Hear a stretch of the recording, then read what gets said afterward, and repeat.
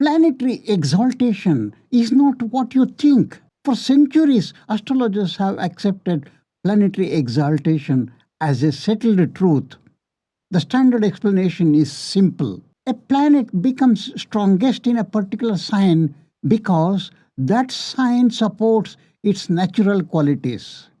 But what if this explanation is incomplete? What if exalted has never been about comfort, convenience, or planetary happiness? What if exaltation actually encodes something far deeper? A hidden karmic architecture involving pressure, refinement, polarity, elemental tension, and consciousness compression. Today, I want to present a completely different way of understanding planetary exaltation. And once you see this framework, many traditional explanations begin to look surprisingly superficial. The traditional model assumes exaltation is simply the best possible environment for a planet.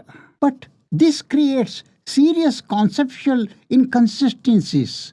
If exaltation merely means comfort, why do exalted planets often create intense karmic pressure in real charts? Why do some exalted placements manifest not as ease but as heightened responsibility, internal intensity, and accelerated transformation? And why are exaltation degrees so mathematically precise?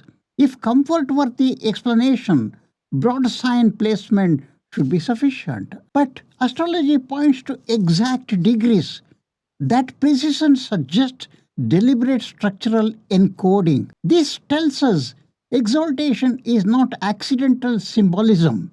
It is a calibrated energetic condition. My central proposition is this: planetary exaltation is not about planetary relaxation, it is about optimized karmic compression. A planet becomes exalted when it is placed in a field of maximum constructive resistance. This is similar to pressure transforming carbon into diamond. Without compression, refinement does not occur. Under this framework, exaltation represents not comfort but disciplined intensification. The planet is forced into highest functional expression because the surrounding energetic matrix permits no dilution. This is why exalted planets often produces extraordinary outcomes, but frequently through pressure. To understand this further, we must examine zodiacal polarity. The zodiac is not merely a symbolic circle.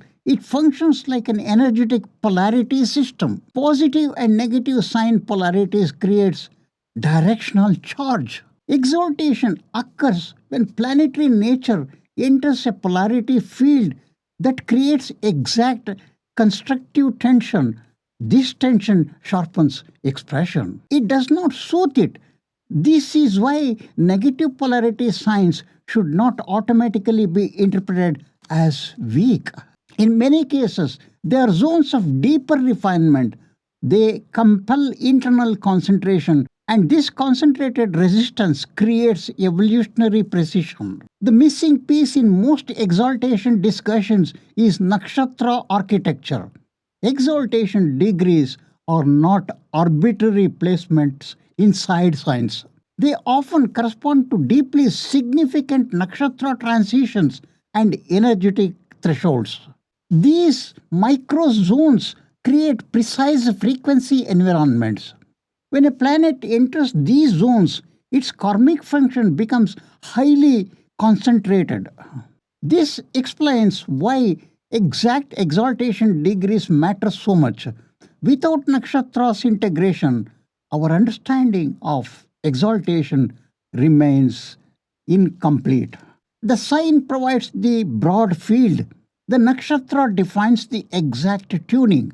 One of the most intriguing questions is this: why does classical exaltation logic emphasize the visible elemental framework while leaving Akash Tattva largely implicit? I believe this omission is intentional. Akash is not absence, it is the invisible field within which all elemental interaction becomes possible. Its apparent absence may actually be a metaphysical encoding, a hidden structural principle. This suggests exaltation is not merely elemental harmony. It is multi-dimensional resonance across visible and invisible energetic layers. When viewed through this lens, exaltation becomes a precision engineered state of karmic optimization, not planetary pleasure, not environmental friendliness, but exact energetic placement that compels refined expression. This reinterpretation helps explain why exalted planets can produce both brilliance and burden. Because exaltation demands performance, it demands alignment, it demands discipline, realization of potential. This framework opens an important question for modern astrology. Have we mistaken strength for comfort? And in doing so, have we misunderstood the deeper logic of planetary exaltation? I believe this deserves much deeper research. I have published the complete article expanding this framework, including its implications for nakshatras, polarity mechanics, and karmic refinement. The link is in the description. I would genuinely like to hear your thoughts. Does this reinterpretation resonate with your experience of exalted planets in charts? Share your observations in the comment section. And if this perspective challenged your assumptions, subscribe for more advanced research explanations in Vedic astrology. Thank you for watching this video. You may explore our free ebooks through the link provided. To go deeper into this subject, this is Prashna Siddhi.